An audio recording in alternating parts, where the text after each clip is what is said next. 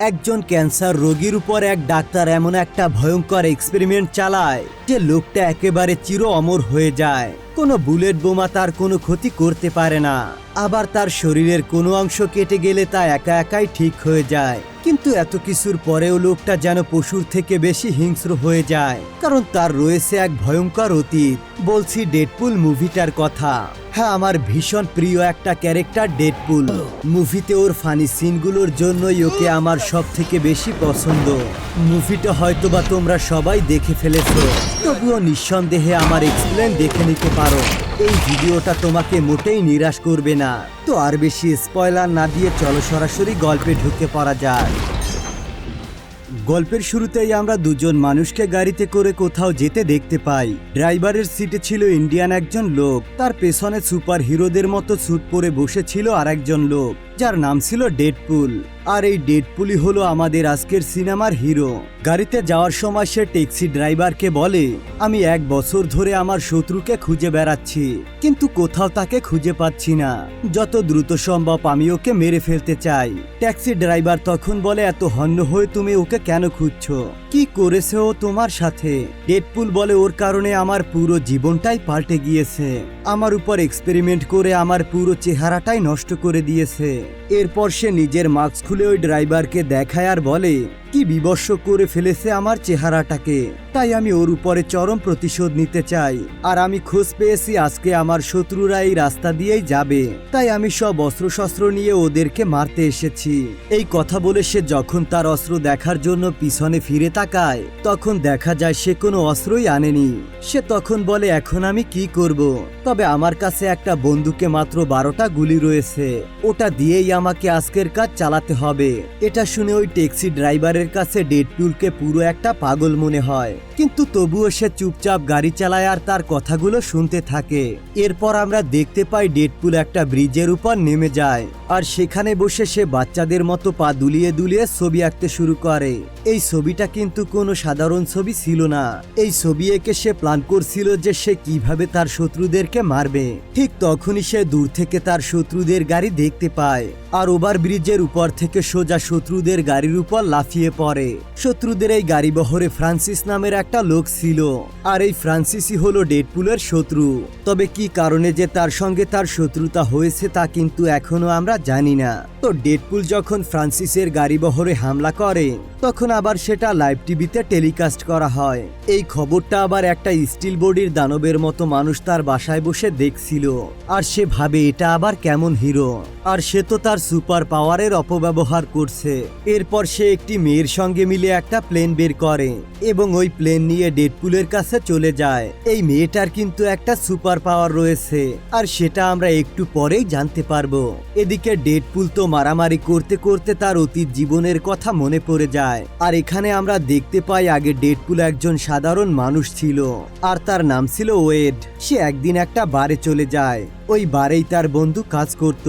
এখানে একটা দানবাকৃতির লোক সবাইকে মারছিল, যা দেখতে পেয়ে ওয়েড বেশ মজা নিচ্ছিল। আর তখনই ওয়েডের কাছে একটা সুন্দরী মেয়ে আসে। ওয়েড তাকে প্রথম দেখাতেই পছন্দ করে ফেলে, আর কথায় কথায় তাদের মধ্যে আবারও প্রেম শুরু হয়ে যায়। ও আপনাদের তো এই মেয়েটার নাম বলতেই ভুলে গিয়েছি। এই মেয়েটার নাম আসলে ভেনেসা।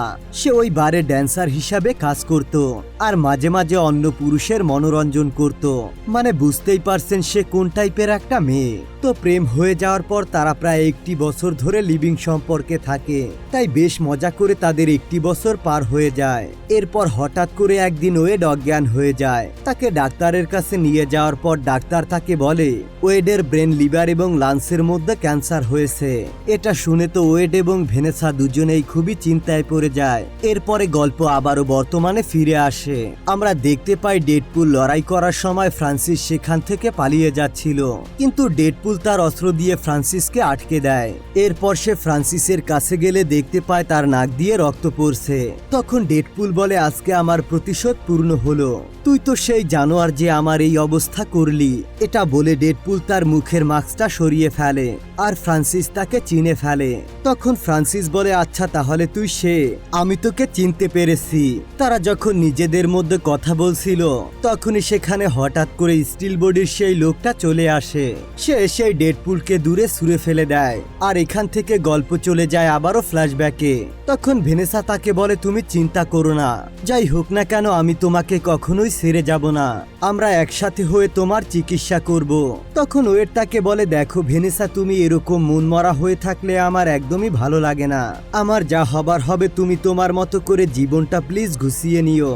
এটা বলে ওয়েড বাসা থেকে বেরিয়ে তার বন্ধুর কাছে সেই বারে চলে যায়। বারে যাওয়ার পর তার বন্ধু তাকে বলে, তোমার জন্য একটা লোক অনেকক্ষণ ধরেই অপেক্ষা করছে।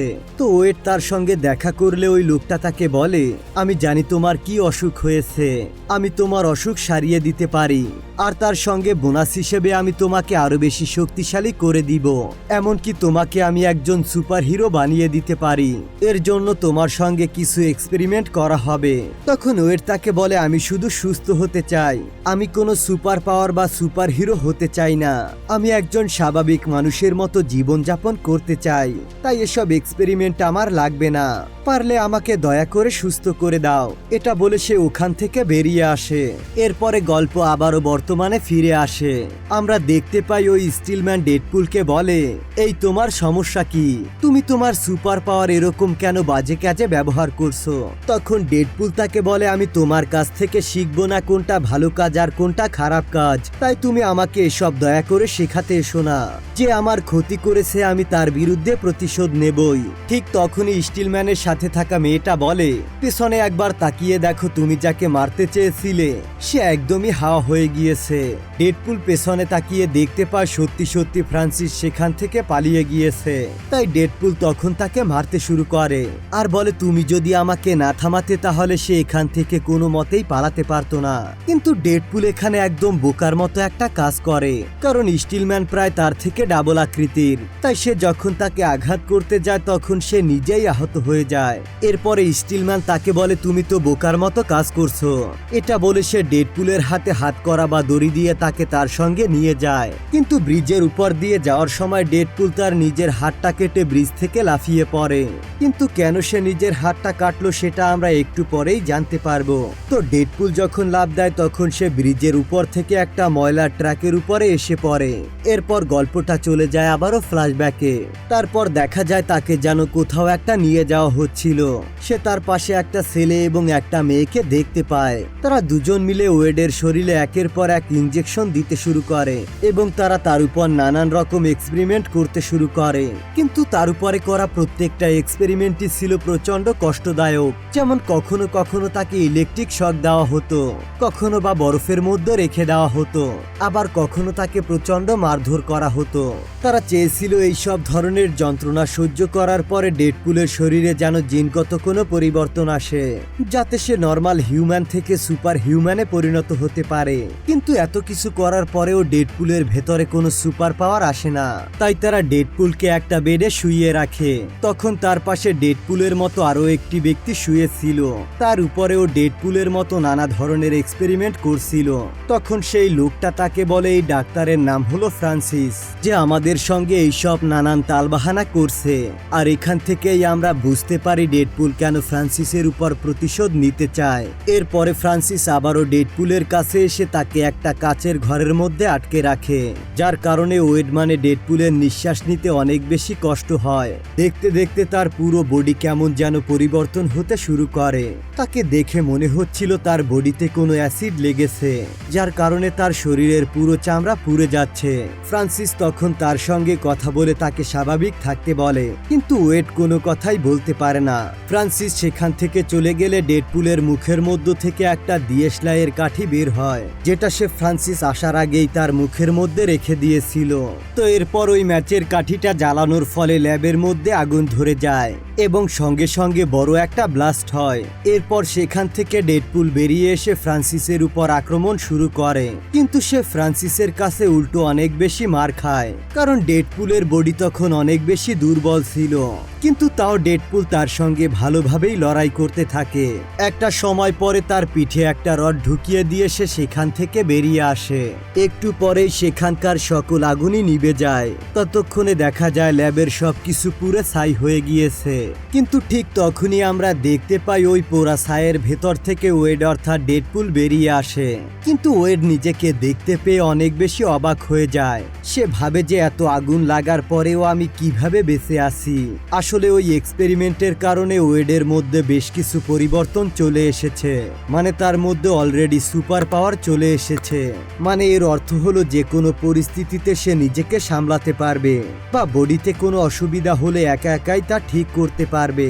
আর তার কোনো অঙ্গ প্রত্যঙ্গের ক্ষতি হয়ে গেলে তা আবার একা একা রিকভার হয়ে যাবে। কিন্তু সুপার পাওয়ারের ফলে তার পুরো বডিটা ঝলসে গিয়েছে। তো এই দুর্ঘটনার পরে ওয়েড সবার আগে ডিসিশন নেয় সে ভেনেসার সঙ্গে দেখা করবে। তাই ওখান থেকে বেরিয়ে সে সোজা ভেনেসার কাছে চলে যায়। কিন্তু রাস্তা দিয়ে যাওয়ার সময় সে লক্ষ্য করে প্রত্যেকটা মানুষই তার দিকে অদ্ভুতভাবে তাকাচ্ছে।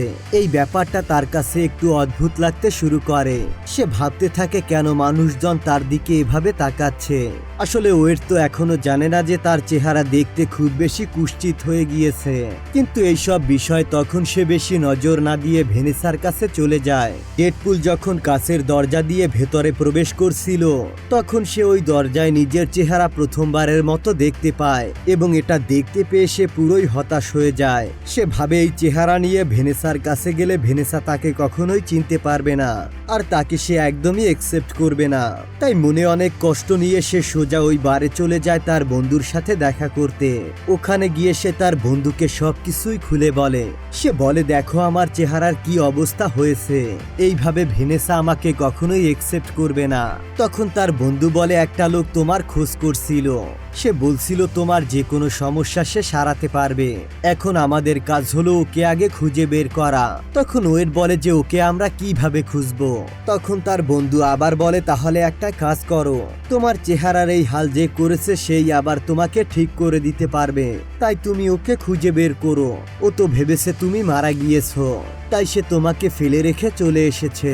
তাই তুমি এই সুযোগটাকে কাজে লাগাও। তুমি তোমার চেহারার জন্য একটা মাস্ক আর একটা সুপার হিরোদের মতো স্যুট বানিয়ে ফেলো, যাতে করে তুমি ওকে যখন খুঁজবে তখন ওই ভিড়ের মধ্যে সে যেন তোমাকে চিনতে না পারে। আর এটা করলে সে বুঝতেও পারবে না তুমি এখনো বেঁচে আছো। আর তোমার নাম আজকে থেকে আমি ডেডপুল রাখলাম, কারণ তুমি মৃত্যু থেকে বেঁচে ফিরেছো। তো এরপর থেকে ওয়েডের নাম হয়ে যায় ডেডপুল। ওয়েড অর্থাৎ ডেডপুল এরপরে বাসায় গিয়ে নিজের জন্য সাদা কাপড় দিয়ে একটা মাস্ক বানিয়ে ফেলে।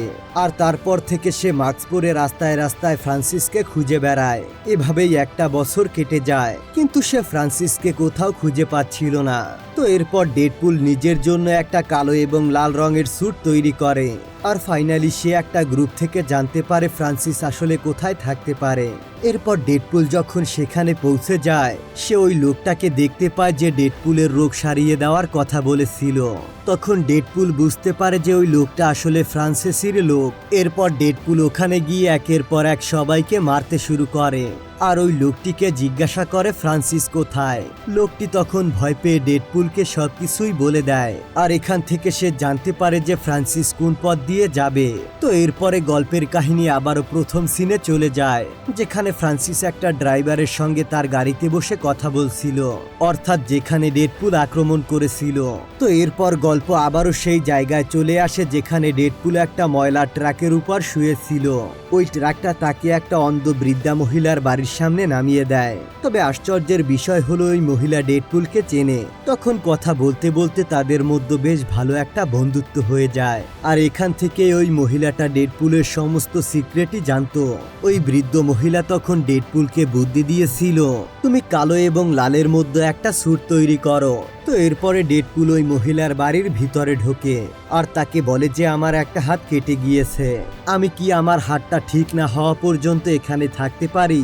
এরপরে আমরা দেখতে পাই ডেডপুলের ওই কাটা জায়গাটা থেকে একটা পিচ্চি হাত বেরিয়ে সঙ্গে সঙ্গে বড় হয়ে যায়। মানে ডেডপুলের বডিতে এত সুপার পাওয়ার রয়েছে যে তার অঙ্গ প্রত্যঙ্গের ক্ষতি হয়ে গেলে সেটা আবার নিজে থেকেই রিকভার হয়ে যায়। এরপরে আমরা সেখানে ফ্রান্সিসকে দেখতে পাই যে তার গার্লফ্রেন্ডের সঙ্গেই ছিল। তো তারা যেহেতু এখন জানতে পারে যে ডেডপুল তাদের পিছু নিয়েছে, তাই তারা তার বন্ধুর বাড়ি গিয়ে জিজ্ঞাসা করে ওয়েড এখন কোথায় আছে। তার বন্ধু বলে যে আমি জানি না সে কোথায়, কিন্তু তখনই সেখানে ফ্রান্সিসের সহযোগী ওয়েড এবং ভেনেসার ছবি দেখতে পায়। সে বলে যে আমি মেয়েটাকে চিনি, এই মেয়েটা আসলে ক্লাবে নাচতো। তারপর ফ্রান্সিস বলে যে আচ্ছা, ওয়েডের কাছে আমার যাওয়ার প্রয়োজন নেই, ভেনেসা আমাদের কাছে থাকলে ওয়েড এমনিতেই চলে আসবে, কারণ কান টানলে মাথা এমনিতেই আসে। তো ফ্রান্সিস যখন এসব বলে ওখান থেকে চলে যায়, তখন ডেডপুলের বন্ধু তাকে কল করে সমস্ত ঘটনা খুলে বলে। এটা শুনে তো ডেডপুল অনেক বেশি চিন্তায় পড়ে যায়। তাই ভেনেসা যেখানে যেখানে কাজ করে ডেডপুলে ওখানে চলে যায়। সেখানে গিয়ে সে সবাইকে জিজ্ঞাসা করে এই তোমরা কি কেউ ভেনেসাকে দেখেছো? কেউ কিছু বলার আগে সে ভেনেসাকে নিজেই দেখতে পায়, কিন্তু সে তার কাছে গিয়ে কথা বলতে অনেক বেশি ভয় পায়, কারণ ভেনেসা তাকে হয়তো চিনতে পারবে না, আর তার চেহারা দেখেও সে অনেক বেশি ভয় পেতে পারে। তাই সে ওয়াশরুমে যায় একটু ফ্রেশ হতে এবং নিজের মনের মধ্যে একটু সাহস সঞ্চয় করে। এদিকে একজন এসে ভেনেসাকে বলে যে আপনার জন্য বাইরে কেউ অপেক্ষা করছে। ভেনেসা মনে করে যে হয়তোবা ওয়েড এসেছে, তাই সে অনেক বেশি উত্তেজিত হয়ে বাইরে চলে যায়। কিন্তু সেখানে গিয়ে সে দেখতে পায় ওয়েড নয়, বরং ফ্রান্সিস তার দলবল নিয়ে সেখানে দাঁড়িয়ে আছে। এরপর ফ্রান্সিস তাকে সেখান থেকে কিডন্যাপ করে নিয়ে যায়। তো ওয়েড যখন একটু ফ্রেশ হয়ে ভেনেসাকে বারে আবারও খুঁজতে যায়, ঠিক তখনই তার কাছে একটা মেসেজ চলে আসে। সেটা ওপেন করতেই সে দেখতে পায় তুমি যদি ভেনেসাকে তাও তাহলে তুমি আমার লোকেশনে চলে আসো। এরপরে ডেডপুল তার বাসায় গিয়ে নিজের স্যুট পরে সাথে সমস্ত অস্ত্রশস্ত্র নিয়ে ওই লোকেশনে যাওয়ার জন্য তৈরি হয়। সে তার সঙ্গে সেই স্টিলম্যানের সহযোগী মেয়েটিকেও নিয়ে নেয়। এরপর সে ওই ইন্ডিয়ান ট্যাক্সি ড্রাইভারের গাড়িতে করে রওনা দেয়। তো তারা যখন সেই জায়গার উদ্দেশ্যে যাচ্ছিল, তখন ডেডপুল বলে আরে আমি তো আজকে আমার সব মেইন অস্ত্র আনতেই ভুলে গিয়েছি, আমার কাছে মাত্র 2টা ছোট অস্ত্র আছে, আমাকে ওটা দিয়েই লড়তে হবে। এরপরে ডেডপুলরা যখন লোকেশন অনুযায়ী চলে আসে, তখনই ফ্রান্সিসের লোকেরা এসে তার উপর গুলি করতে শুরু করে। উপরে আমরা ফ্রান্সিস এবং তার সহযোগীকে দেখতে পাই, তাদের সঙ্গে ভেনেসাও সেখানে বন্দী ছিল। এরপরেই শুরু হয়ে যায় তাদের মধ্যে তুমুল লড়াই। ফ্রান্সিসের লোকদেরকে ডেডপুল একের পর এক মারতে শুরু করে।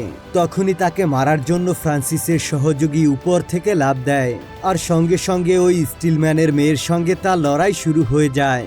এদিকে স্টিলম্যানও সেখানে পৌঁছে অনেক বড় বড় টায়ার উঠিয়ে ফ্রান্সিসের লোককে মারতে শুরু করে। তো ডেডপুলের 2 বন্ধু যখন ফ্রান্সিসের লোকদের মারছিল, তখন এই সুযোগে ডেডপুল ফ্রান্সিসের কাছে পৌঁছে যায়, আর এখানে তাদের দুজনের মধ্যে বেশ একটা ফাইট হয়। আর এদিকে আমরা নিচে দেখতে পাই স্টিলম্যান অনেক বড় একটা বিপদে পড়েছে। তখন তার সহযোগী মেয়েটি তার সমস্ত সুপার পাওয়ার ব্যবহার করে ওখানে বড় একটা ব্লাস্ট ঘটিয়ে দেয়, যার ফলে পুরো জায়গাটা কাঁপতে শুরু করে, যার কারণে ভেনেসা যেই গ্লাস চেম্বারে ছিল সেটা নিচে পড়তে শুরু করে। তো ফ্রান্সিস নিচে পড়ে যাওয়ার পর ভেনেসাও যখন পড়তে শুরু করে, তখনই ডেডপুল এসে তাকে বাঁচিয়ে নেয় এবং তাকে ওই চেম্বার থেকে বের করে। কিন্তু ফ্রান্সিস তখনও আবার ডেডপুলের উপরে আক্রমণ করে, কিন্তু ফ্রান্সিস তো ডেডপুলের কিছুই করতে পারে না, কারণ ডেডপুলের বডিতে কোনো সমস্যা হলে তা একা একা রিকভার হয়ে যায়। এরপরে ডেডপুল ফ্রান্সিসের কাছে এসে জিজ্ঞাসা করে তোকে কে বলেছিল আমার এই অবস্থা করতে। এটা বলে সে ফ্রান্সিসকে বেদম মারতে থাকে। সে তাকে মেরে মেরে তার চোখ মুখ ফাটিয়ে ফেলে, আর তাকে বলে যে তুই এবার আমার এই চেহারা ঠিক করে দিবি। তখনই ফ্রান্সিস হাসতে শুরু করে আর বলে তুমি কি মনে করেছো তোমার চেহারা আমি ঠিক করে দেব? এটা কি আদৌ ঠিক করা সম্ভব? তখন ডেডপুল বলে আচ্ছা এই ব্যাপার, তাহলে তোর আর বেঁচে থাকার দরকার নেই। তাই সে ছোট্ট একটা গান বের করে ফ্রান্সিসকে গুলি করতে চায়। তখন স্টিলম্যান এসে বলে তুমি তোমার সুপার পাওয়ার কেন ভুল পথে ব্যবহার করছো? তুমি একজন সুপার হিরো, তোমাকে এমনটা করা মানায় না। কিন্তু ডেডপুল তো অনেক বেশি রেগেছিল, তাই সে স্টিলম্যানের কোনো কথাই শোনে না, আর সে ফ্রান্সিসের মুখের উপরে গুলি করে দেয়।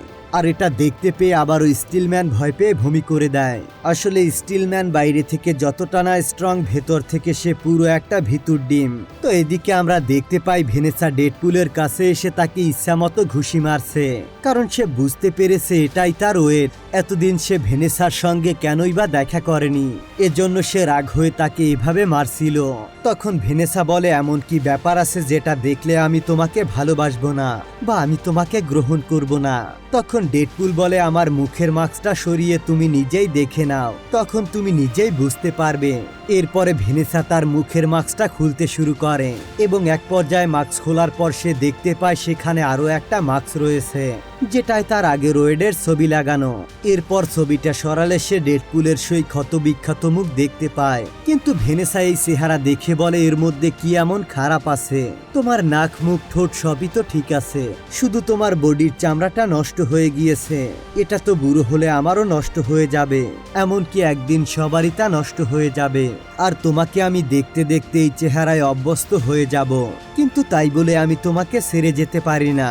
আর এটা শুনে ডেডপুল অনেক বেশি খুশি হয়। আর সুন্দর এই হ্যাপি এন্ডিং এর মধ্য দিয়ে আজকের গল্পটি এখানেই শেষ হয়ে যায়। আসলে ভালোবাসা থাকলে রূপ চেহারায় কিছুই আসে যায় না, এজন্যই তো বাংলায় একটা প্রবাদ আছে, পীড়িতের পেতনিও ভালো।